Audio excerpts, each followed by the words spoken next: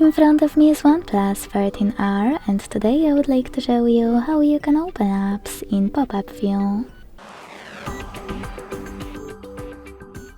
First of all, select an app you wish to use in this view and launch it in the background. Then tap on those three dots at the top right corner of it and select Floating Window. As you can see now, I can use my app in this little window. To move it around, hold those three dots at the top and drag it. To scale it, hold one of its corners and drag it as well.